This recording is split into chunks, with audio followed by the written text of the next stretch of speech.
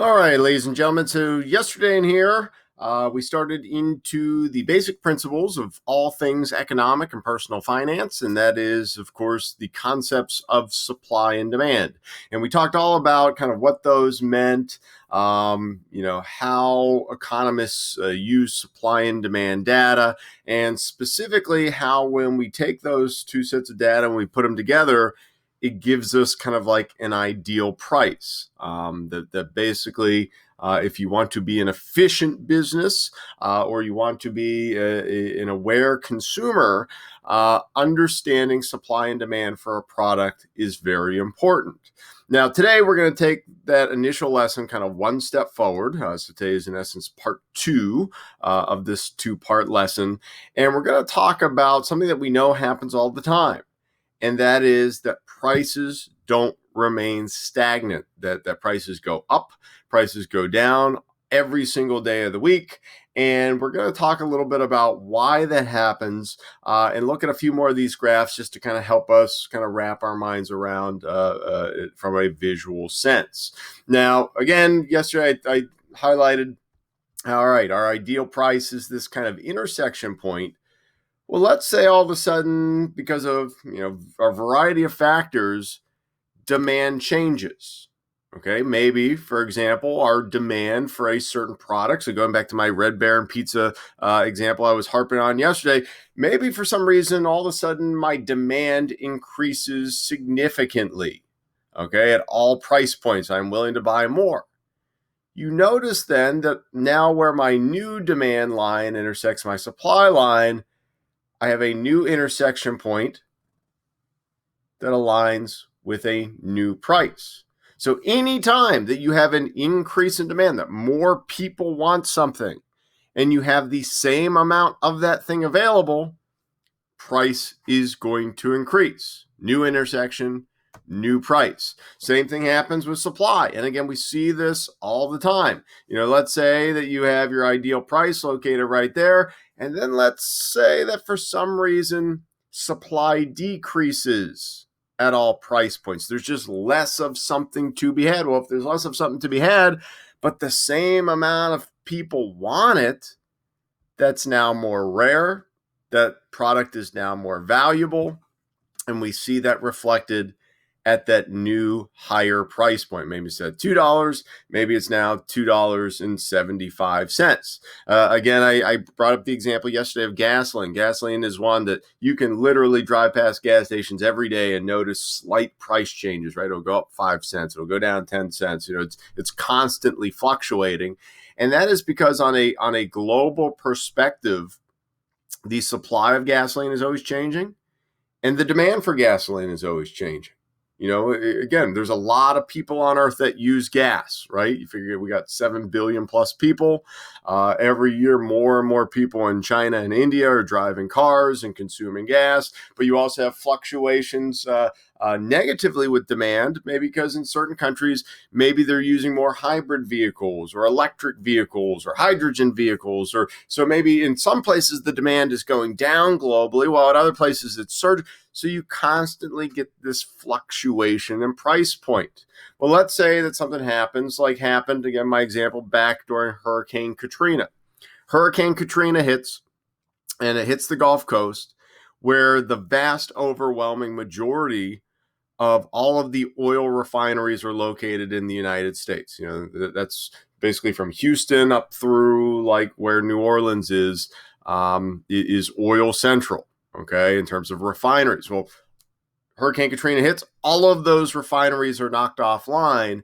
And so we have a massive, drastic dip in our overall national supply of gasoline. It was probably offline a lot of those places for like 3 or 4 months. Well, what happens? We get this new price point and price absolutely surges. And it went from something like $1.70 or $1.80 a gallon to being over $4 a gallon, literally in a matter of about, probably about 2 weeks. So, these price changes can be small. They can be absolutely drastic. They can be gradual. They can be, really kind of rapid spikes. Again, it all depends on supply and demand at play. Now, in terms of demand, there is certain things certain factors that we do know tends to promote changes in demand in one way or another. And I kind of put just a summarized list here of what these factors tend to be. So the first one, probably the one that's easiest to understand from an individual practicality standpoint, is change in income. If all of a sudden you have more money to spend, you're gonna spend it. It's human nature, right? Like, if all of a sudden you get some big raise, it's like, okay, I might go out and buy that new video game I've been wanting, but have had constraint and not purchased, or oh, I might go out and buy some nicer, fancier, more expensive clothes. Your demand has increased as you have more money at your disposal. So I give the example here, and with a lot of these examples, these can be individual examples, they can be nationwide examples, they can be worldwide examples. Let's think about something like demand for vacation, okay? So demand for vacation. Well, let's say that you lose your job. If you lose your job and your income level is zero, is your demand for vacation going to increase or decrease? Of course it's going to decrease, right? Generally, when you lose your job, luxuries are like the first thing that goes out the window. If you don't have to spend the money, you're not going to spend the money. So as a result, demand decreases exponentially. And that way, if you end up taking a vacation, it's probably one with a super low price point. Okay, because that's where your personal intersection is. Now, on a national level, I always bring up the example of something like a recession. Okay, right now we're in kind of an economic recession brought about by COVID. We had one back in 2008, 2009. Okay, so if nationwide our collective income has decreased, right now it's like 10% of the population out of work or somewhere along those lines. If a lot less, or if a lot more people are making less money, that probably means that our collective demand to go on vacation has probably also decreased. What does that mean?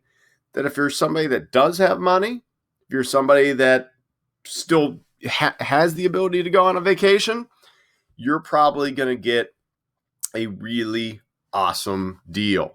And that's, what many people found this summer. Many people were still very scared to travel this summer. A lot of people were out of work. A lot of people didn't go on vacation. But the people that went on vacation this summer, many of them were able to get killer deals, on places that would usually be 2 or 3 times as expensive if the situation was different. So that's just a basic change in income kind of situation. Another thing that we see play out all the time, we know to be true, and again, this is all kind of just like common sense stuff. It's just a matter of slowing yourself down and kind of thinking these scenarios through, is what we call economically the price and availability of substitute goods. So substitute goods are basically 2 goods that are really, really similar, right? 2 goods that unless you have packaging and unless you have advertisements, you're probably not going to notice a big difference between the two. They're almost interchangeable. So, I give the example here of like Pepsi. Well, what's a substitute good for Pepsi? Of course, the biggest one is Coke, right? Coca-Cola. But you could also say, Sam's Choice. You could also say RC Cola. You could say any other kind of like carbonated soda beverage, right? Well, let's say we have a situation like this one that I'm outlining here. Let's say that the price of Pepsi goes way up. So, I'm not a pop drinker myself, so I don't really have like a good price point on any of these in my mind. But let's say like a 2-liter of pop costs, I don't know, $2. And let's say that tomorrow the price of Pepsi all of a sudden is now $4 for that 2-liter. Well, what are a lot of Pepsi drinkers going to do? Well, again, human behavior, fickle thing. We know that at least some people are going to be like, gotta have my Pepsi, and they're going to pay it anyway. But overwhelmingly, if price skyrockets that much, I think we can probably be sure that a large segment of the population is going to turn to the other side of the soda aisle of the grocery store, and they're going to buy Coca-Cola instead. Hey, it's close enough. It's way cheaper. I'm going for this other option. And so what's then going to happen for Coke? Demand for Coke is going to skyrocket, right? So demand for Coke goes way up. And you can see, again, why I keep including all these graphs is just to kind of visually illustrate this. If our demand goes from here to here, what then is going to happen to our price of Coke? It's going to go up as well. So you ever notice that Coke and Pepsi almost always hover around that same point? That's why. I brought up the example of gasoline, BP, Sunoco, 7-Eleven. That's why. They're close enough in terms of their product. They're not unique enough that if you have too much of a price fluctuation with one, demand is going to completely shift to the other like that, which will then cause the price to basically go up where the competitor's price is in the first place. Another thing that we see in terms of products that are linked are what we call complementary goods. And complementary goods are products that, again, go with one another. You buy one, you buy the other. So, something like hot dogs. What's a complement of hot dogs? Well, there's probably a bunch. I was thinking hot dog buns, right? I don't really know many people that are like, oh, I want to make a peanut butter and jelly sandwich and a hot dog bun, right? Like most people, you buy your hot dogs, you buy your hot dog buns. Or maybe you say something like relish or, one of those condiments, okay? The purchasing of the one item is directly linked to the other. Or I gave the example down here, something like peanut butter and jelly. Now, my son loves peanut butter only sandwiches, and there's people like that. However, vast majority of people that are buying one are buying the other as well and using them together. Okay. Now let's walk through like this scenario. And again, these are all just scenarios that happen in real life all the time, just to try to get you to think about these things. Okay. So let's say that we have a nationwide shortage of peanut butter. Okay. Maybe like the peanut crop down south, maybe there's some kind of disease. And so you have this big shortage of peanut butter nationwide. Well, what's that going to do to jelly? That's going to result in a big drop in demand for jelly. Because if there's a shortage of peanut butter, that means that peanut butter is really expensive. And that means that people are using less of peanut butter, which means that they're going to be using and buying less of jelly as well. So if our demand all of a sudden goes way down, what's going to happen when people want to buy less of it? The price is going to go down too. So the thing about complementary goods is you can have producers that are just minding their own business, that they're doing their thing. They're doing everything right. And yet they might end up losing money because, they got screwed over by peanut butter. That kind of stuff happens all the time. I think back to when I was younger, there was a big controversy with canned tuna fish, okay, where a lot of these tuna fishing companies like, was it Chicken of the Sea or Starkist, were catching dolphins in their nets, and they were killing all these dolphins when they were trying to catch tuna fish. So there's this like big nationwide boycott on canned tuna fish. And it ended up sparking all these changes. And this is why today, like if you actually pick up a can of canned tuna fish, it'll oftentimes say on the side, dolphin free or something along those lines. Okay. It was a reaction to that. And why I bring it up. So you have this big, boycott on canned tuna fish. Well, what business also got kind of screwed over by that? Mayonnaise. If you were Hellmann's, if you were Miracle Whip, I don't even know if Miracle Whip is technically considered mayonnaise or not, but we're going to just go with the example. All of a sudden, the demand for that went down too. People were using less, and as a result, they had to drop their price. So they didn't do anything wrong. Starkist screwed them over. Again, we know that people's demand for certain products fluctuate based on weather and different times of the season. So, you Romeos out there that, have a significant other, have you ever tried to buy roses like right around Valentine's Day? If you haven't, get ready for some sticker shock, because you can go into, any store and get, a bundle of roses for like, $12 most of the year, at least the kind of stores I go to. But you go around, Valentine's Day, and you're probably looking at $30-$40 minimum, unless like a really good place. Okay. Why? Because do you really want to be the guy getting your significant other a lovely bouquet of assorted wildflowers? No, you want the roses. Okay. So there's this kind of artificial spike in demand right around that time of the year. And then right after February 14th, it plummets again. How many of you have, mom, grandma, who stocks up on wrapping paper like crazy right after Christmas? Again, why is that? Well, all of a sudden, demand for wrapping paper goes way down after the Christmas holiday. All of these suppliers have large amounts of leftover supply, and so it means dirt cheap prices. Things like gas again in the summer. You will always see gas prices go up in the summer. Why? During the summer, we tend to travel a lot. So that time of year, demand is generally higher for gas, therefore prices are higher as well. And then things like, something like clothing or swimsuit. When's the best time to buy swimsuits? Well, if you're looking for a good deal, the best time to buy swimsuits is like the end of the summer coming into the fall. Same reason. If a store has them, they're looking to get rid of them. They're looking to clear out their supply, and demand is very low. The worst time to buy it is like, in the spring. So as people are getting geared up for summer, stores are getting geared up for summer, demand is high, so you're going to pay higher prices. Again, very, very basic, easy to understand factor that we know changes demand is the number of buyers. More people there are, the more potential for high demand there is, typically the higher prices are. And if you doubt this, go to New York City sometime. Go to New York City sometime and see how much stuff costs. And I don't just mean, housing or some of the big expenses. I mean everything.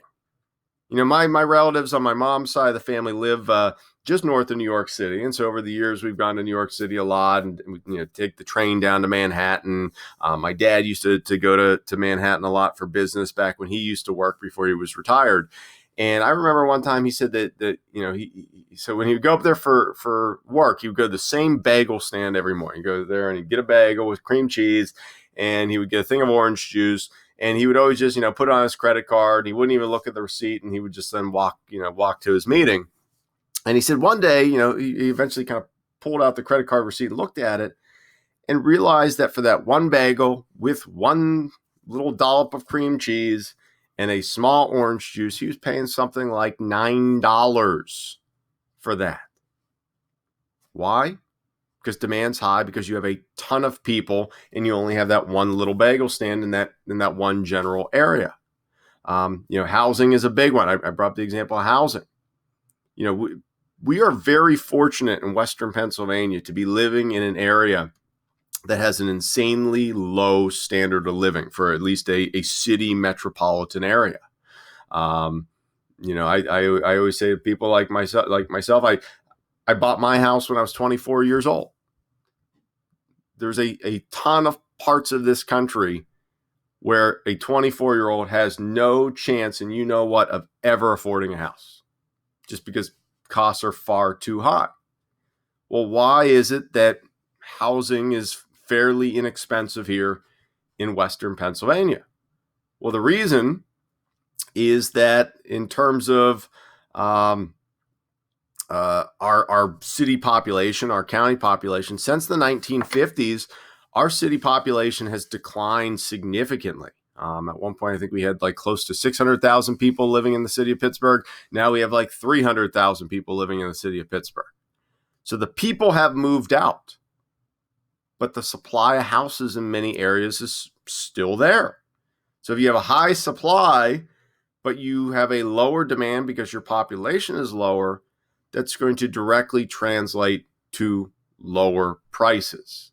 Now, of course, you go to some areas, you go out to Fox Chapel, you go up to different parts of the city that are kind of booming, and you might have areas where, property values are way, way higher because the demand to live there is high. It's a nice area and there's lots of nice houses and a lot of people want to live there. So therefore demand goes up. So our price point is then up as well. Okay, so we see this a lot.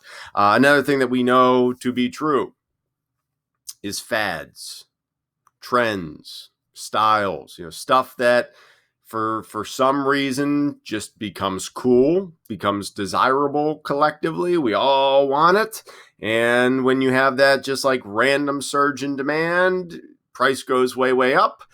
But the problem with fads is that they tend to wear off very quickly, right? Like it's just as quick as they were cool. Now that thing, nobody wants it anymore, and it's worthless. So I put up just 3 pictures, or yeah, 4 pictures of some fads that I at least remember living through. I don't know if you remember these things or not. So down here, if you forget what those were called. What were they? No, it wasn't Furbies. That's what they are. Furbies. They're these little stuffed animal robot toys. And they were like, the hot toy, one Christmas. I remember, you'd see on the news, like grandma gets, trampled at Walmart because she's trying to get the last furry, and people are paying, hundreds of dollars for these things. And they were so stupid. And then it's like, as soon as they were cool, by the next year, nobody wanted them anymore and they were worthless. Or next to the picture of the Furbies, this one, you guys probably don't remember. This was big when I was young. Something called Pogs. And these were just like little cardboard circles. And you would buy them in packs, and some were expensive, and you'd collect them. And then you'd play this like game with them where you'd stack them up. And it was like almost like a type of like kid gambling where you take 20 of your Pogs and 20 of his Pogs and 20 of his Pogs. You put them all together in a stack, and you throw this like heavy disc at them. And then any that flipped over, you then got to keep, and every player would take turns and take turns and take turns until you ran out of Pogs, and then you'd restack them again. So those were like huge when I was probably in like 4th grade, 5th grade. We all remember the silly bands thing, right? I mean, it's like you think about just a ridiculous fad. Like the cost to produce this whole arm of silly bands is probably what, like 10 cents? And then think about how much you guys paid for a package of like 5 of those. Why? We don't know. It became cool. Demand surged, price surged with it, and then very quickly, all of a sudden, that cooled off. And then this one down here in the corner, this one's been cool and not cool about a dozen times. These Tamagotchi things. I remember when I was little, my little sister, who was 2 years younger than me, had one of these when she was like in 2nd or 3rd grade, and she thought it was the neatest thing. And all of her friends had them, and it was such a big deal. And then like it fizzled out. And then like all of a sudden it came like roaring back, like, 10 years later, and it was in all the stores, people were buying them, and you see it advertised, and then it fizzled out. And I'm not kidding you. Last Christmas, one of my kids' aunts bought my daughter one of these. So it's just like that fad that has this like staying power for some reason. But fads happen. Again, we know that occurs. And then finally, the last big thing that tends to promote demand changes, either increases or decreases, is change in expectations. What we think is going to happen in the future impacts how we behave now. So again, just to give you basic examples, like if you think that you're going to get laid off in 2 weeks, or if you think that, financially things, might get rough here, like, we're not out of this recession yet, like, they might get worse before they get better. You might not be out there spending all that much money, right? You might want to save as much as humanly possible. Your expectation of the future is impacting your demand for things and your purchasing now. Another specific historic example I remember living through was Y2K. Now, if you know nothing about Y2K, it was this like, alleged computer virus thing, and they thought it was going to bring about this potentially this doomsday scenario where on New Year's Eve, 1999 going into 2000, they thought like all the computers were going to reset, and that all the computers then were going to crash, and they weren't going to be able to reload. And there was fears that, all the infrastructure, the power, the water, a lot of everything would stop working, that maybe nuclear missiles would launch off automatically. I mean, there were some people out there that were like totally freaked out about this.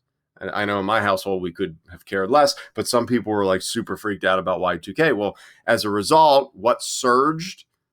Things like demand for bottled water, demand for things like canned goods. I remember walking through a Giant Eagle, my senior year of high school, and literally like the shelves were empty because people were freaking out. I mean, heck, we saw this at the beginning of COVID, right? That like right around the time that the schools shut down, like that week, people freaked out and bought like, 80 pallets of toilet paper and, stocked up on $400 worth of meat. right? That hoarding.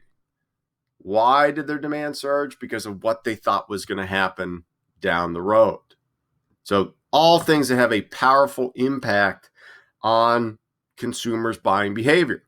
Now, on the other side, I think so there was a long laundry list of things that impact demand in the consumer side. In terms of supply, there's only really three big things that impact supply. Again, change in expectations, number of sellers. So again, very similar to the example that we saw with demand, and then changes in the cost of production. And that first one especially is a big one. Now, what I mean by this, so cost of production is like, how much does it cost that company to physically produce that item, right? So if you're I give the example here, if you're a plastic company, you create raw plastic, maybe it costs you $10, to produce a large sheet of plastic, malleable plastic. If all of a sudden, though, your costs go up, maybe you have to pay your workers more, or maybe the price of oil, which is the main ingredient in plastic, maybe that goes up. If all of a sudden your costs go up, what that means is that you can't afford to produce as much of that product that you used to be able to produce. Right? Like if your budget is, hey, I can afford, I can spend $10,000 a day on producing this plastic, and now my costs have gone up, it's not going to go as far. My supply is going to decrease. And so what do we see when the costs of production go up? Almost always that company will immediately jack up their price. They'll pass that cost increase off on the consumer. And they try to hide this. Like they'll hide this sometimes where they'll just change the packaging. Like I remember I used to go to the store, especially things like ice cream. And you get, your big, thing of ice cream, and the size of ice cream serving sizes has just decreased and decreased and decreased over the years. You go get a bag of chips and like half of it's there. Why? Because their costs of production have gone up. They don't want to jack up the price though, because they know that impacts your buying. So they just keep the price the same, but they give you less. It's basically the same thing. Change in number of suppliers. Of course, if there's nobody competing with you, that's like a monopoly, right? And we know that monopolies tend to result in high prices because you have less supply overall, and they can basically put the price wherever they want. And then finally, the expectation things as well. And where we're kind of going with all of this, our next big topic that we're going to build off of this initial look at supply and demand from is we're going to get into the stock market. We're going to talk about investing and saving and kind of building up and planning for your financial future. Well, stockbrokers, what are they doing? They're 100% operating based off of expectations. So let's say that, a stockbroker, or a money manager, has all these shares of stock, but they think that company is going to tank. They think that company is going to lose money in the future. They think that company is not going to do well. Well, what that stockbroker might do is they might try to sell all their shares of stock. And so then you have this huge increase in supply of shares of stock up for sale. And of course, if you have a lot of something, what does that do to the value? Well, supply is now increased. So that price has decreased. That's why stock prices go down. They go down because lots of people are trying to get rid of those shares of stock, but demand oftentimes has either stayed the same or demand likewise is low. Okay, so again, we'll kind of get into that more in kind of the application of this to again, other real life scenarios more over the next few days.